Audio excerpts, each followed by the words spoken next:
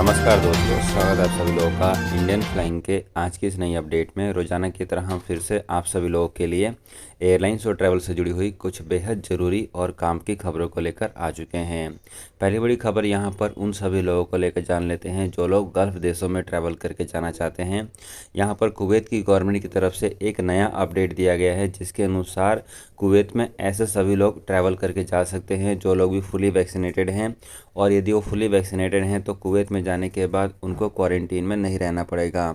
लेकिन इसके साथ साथ कुवैत की गवर्नमेंट के द्वारा ये जानकारी भी शेयर की गई है कि यदि आपने वैक्सीन की दूसरी डोज कम से कम 9 महीने पहले ली हुई है तो फिर आपको अब पार्शियल वैक्सीनेटेड माना जाएगा।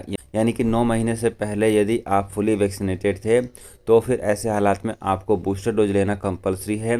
यदि आपने बूस्टर डोज नहीं लिया होगा तो फिर कुवैत की गवर्नमेंट के द्वारा आप पार्शियल वैक्सीनेटेड कहलाओगे, और कुवैत में जाने के बाद आपको क्वारंटीन और कोरोना वायरस टेस्ट का नियम एप्लीकेबल किया जाएगा। इसके अलावा फ्रेंड्स, बात करें भारत में बूस्टर डोज के बारे में, तो भारत सरकार ने यहाँ पर जानकारी शेयर करी है कि भारत में अब तक 1,79,00,000 से अधिक लोगों को कोरोना वायरस वैक्सीन की बूस्टर डोज लगाई जा चुकी है। इसके अलावा यहाँ पर भारत में कोरोना वायरस केसेस की संख्या अब रोजाना बेसिस पर 20,000 से कम हो चुकी है। जी हाँ दोस्तों, भारत के जितने भी बड़े शहर थे वहाँ पर अब कोरोना वायरस के केसेस की संख्या में काफ़ी ज़्यादा गिरावट देखी जा रही है, और अब भारत में टोटल कोरोना वायरस के केसेस की संख्या जो कि रोजाना बेसिस पर आज से 1 महीने पहले 3 लाख से ऊपर जो रिपोर्ट हो रहे थे उनकी संख्या कम होकर 20,000 से भी नीचे जा चुकी है। इसके अलावा फ्रेंड्स, आगे बढ़ते हैं और अगली खबर यहाँ पर इजराइल को लेकर जान लेते हैं। इजराइल भी अब अपने इंटरनेशनल बॉर्डर को सभी अनवैक्सीनेटेड लोगों के लिए भी ओपन करने की तैयारियां शुरू कर रहा है। यानी कि ऐसे लोग जिन्होंने कोरोना वायरस की वैक्सीन नहीं लगवाई हुई है या फिर वो पार्शियल वैक्सीनेटेड हैं, उन लोगों को भी इजराइल में आने दिया जाएगा। लेकिन उसके लिए कुछ ज़रूरी एसओपी होंगे, कुछ कंडीशन होगी। उन सभी नियमों का पालन करके ही लोग इजराइल में ट्रैवल कर सकते हैं। इसको लेकर एक डिटेल गाइडलाइन इजराइल की गवर्नमेंट बहुत ही जल्दी जारी करने वाली है। इसके अलावा फ्रेंड्स, अगली खबर यहाँ पर ऑस्ट्रेलिया से सामने आ रही है। ऑस्ट्रेलिया में अब इंटरनेशनल फ़्लाइटें जो हैं धीरे धीरे फुल कैपेसिटी पर ओपन की जा रही है।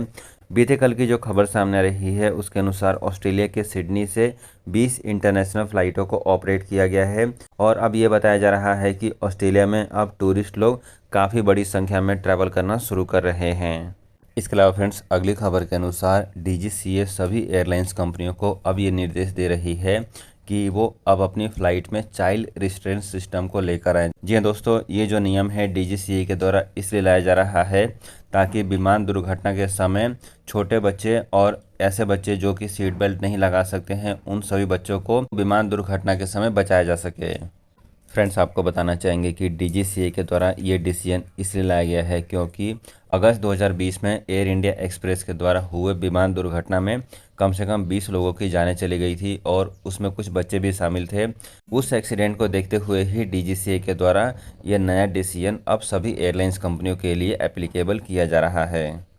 फ्रेंड्स, अगली खबर यहाँ पर यूक्रेन को लेकर सामने आ रही है। यूक्रेन के लिए दुनिया भर की कई सारी एयरलाइंस कंपनियाँ अपनी फ़्लाइटों को बंद करना शुरू कर चुकी है। अभी की जो बड़ी खबर सामने आ रही है उसके अनुसार यूएई की भी लगभग सभी एयरलाइंस कंपनियों ने अब यूक्रेन के लिए अपनी फ़्लाइटों को बंद कर दिया है। यानी कि फ्रेंड्स, यदि आप ये प्लानिंग कर रहे हैं कि आप बाया दुबई होकर यूक्रेन के लिए ट्रैवल कर पाएंगे, तो फ़िलहाल के लिए इस समय यूएई से भी काफ़ी कम एयरलाइंस कंपनियाँ अपनी फ़्लाइटों को ऑपरेट कर रही है।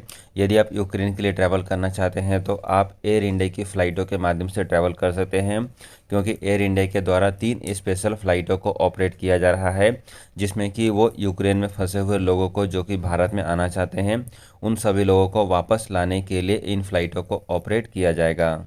इसके अलावा फ्रेंड्स, एक और ख़बर यहाँ पर श्रीलंका को लेकर भी जान लेते हैं। जो लोग श्रीलंका के लिए ट्रैवल करके जाना चाहते हैं, सो श्रीलंका की गवर्नमेंट के द्वारा अब ये अनाउंसमेंट कर दिया गया है कि अब आपको online mandatory health declaration submit करने की ज़रूरत नहीं है। इससे पहले सभी लोगों के लिए हेल्थ डिक्लेरेशन सबमिट करना ज़रूरी होता था, लेकिन अब यहाँ पर श्रीलंका की गवर्नमेंट ने इसको मैंडेटरी नहीं रखा हुआ है। लेकिन जितने भी लोग श्रीलंका में ट्रैवल करके आएंगे उन सभी लोगों के लिए इलेक्ट्रॉनिक ट्रैवल ऑथराइजेशन के नियम को अभी भी लागू किया गया है। इलेक्ट्रॉनिक ट्रैवल ऑथराइजेशन के तहत जो लोग भी श्रीलंका में एंट्री करेंगे उन सभी लोगों को अपना कोरोना वायरस का नेगेटिव रिपोर्ट, वैक्सीन का सर्टिफिकेट और पूरी की पूरी हेल्थ डिक्लेरेशन फॉर्म जो है वो फिलअप करना पड़ता है और उसको सबमिट करना पड़ता है। इसके साथ साथ ये भी बताया गया है कि सभी लोगों को, जो लोग भी श्रीलंका में घूमने के लिए जा रहे हैं, उनके पास इंश्योरेंस होना ज़रूरी है, तो ही वो श्रीलंका में घूमने के लिए जा सकते हैं। सो फ्रेंड्स, ये थी आज की एयरलाइंस और ट्रैवल से जुड़ी हुई कुछ बेहद ज़रूरी और काम की अपडेट। ऐसी और खबरों को रेगुलर बेसिस पर जानने के लिए चैनल को सब्सक्राइब कर लें ताकि आपको लेटेस्ट अपडेट समय पर मिलती रहे।